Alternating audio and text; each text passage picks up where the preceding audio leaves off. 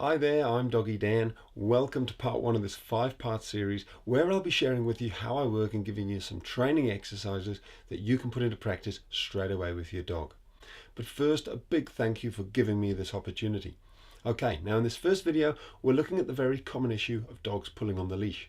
So let's get started by looking at some simple techniques and one of my favorite exercises that you can put into practice today. So here's a short clip from one of my consultations regarding a pulling dog. As you can see, she's a lovely little dog here, or medium-sized dog, and her owner is a guy called Zach, and he's a great guy.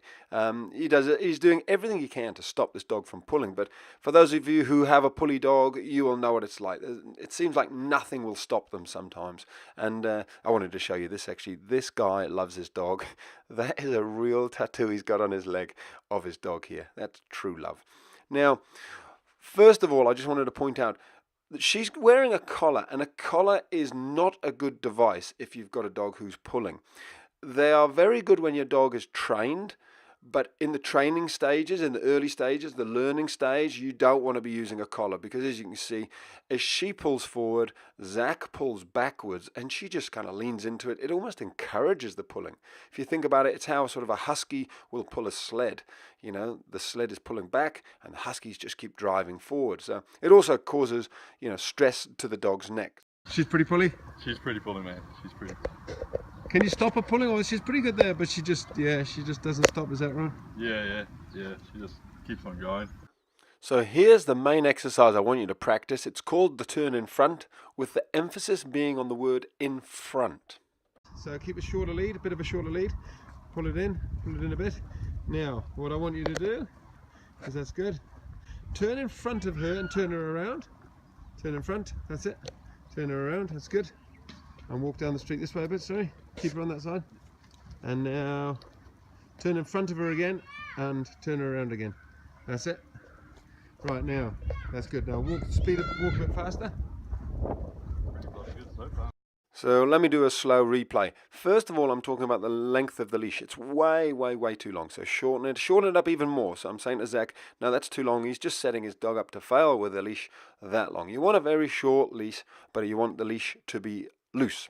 And here's the turnaround. So his right thigh goes across the face of the dog. You actually want to turn your dog's head in that situation, get their head to turn, and then you keep your dog in the same hand, sort of keep them on your right in this situation, turn the dog's head again there, beautiful turn. And Zach's walking the dog on the right, that's fine, you can change it later on if you want to. So that simple but powerful exercise is called the turn in front. It's far more effective for stopping your dog from pulling than just yanking on the leash. So I just want you to practice that with your dog when you're out on the walk. How's she doing? Yeah, nice. That's a different dog. Feels better? Yeah, definitely. She's looking, no, keep her walking. Yeah. So what you can do now is you can even relax your arm a bit. Yeah. Just give it a little tug back a little bit, that's it. Yeah.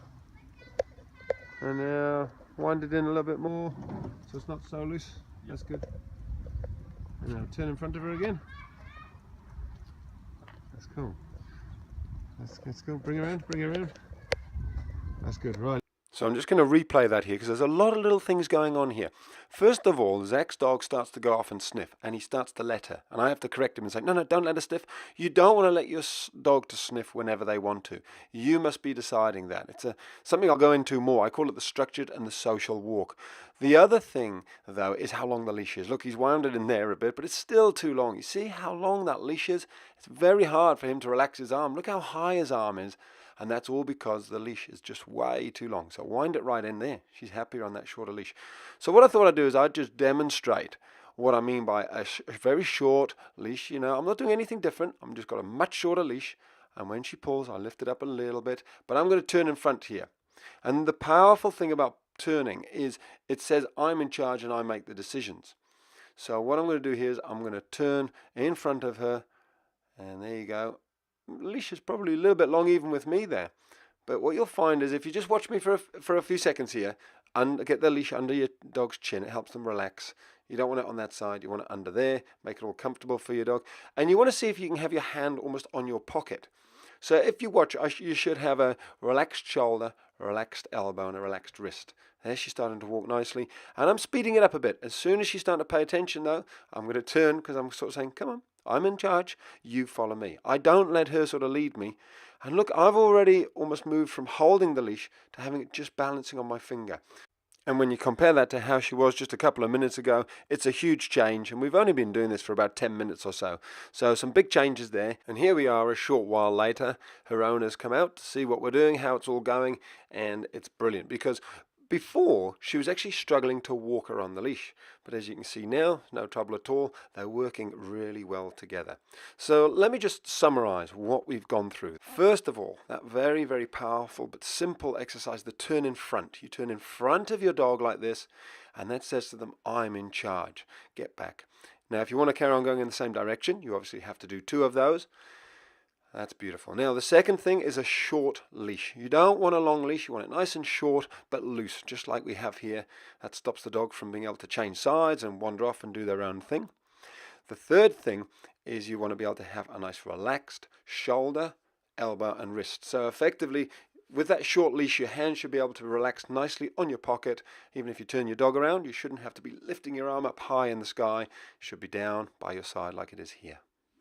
So there you go, a couple of tips and a very powerful exercise. Now, when it comes to pulling on the leash, the stuff I've shown you here is great, but it's also crucial that you've convinced your dog inside the house that they should be listening to you and following you. Because dogs who think they're in charge will always lead, and they lead from the front, not the back. Put another way, if they aren't obedient inside the house, you'll probably struggle outside on the walk, so bear that in mind. Now, in tomorrow's video, we're going to be working with a very, very cute little puppy named Jock, who's a lot of fun to watch, so make sure you tune in. Until then, take care and love your dog.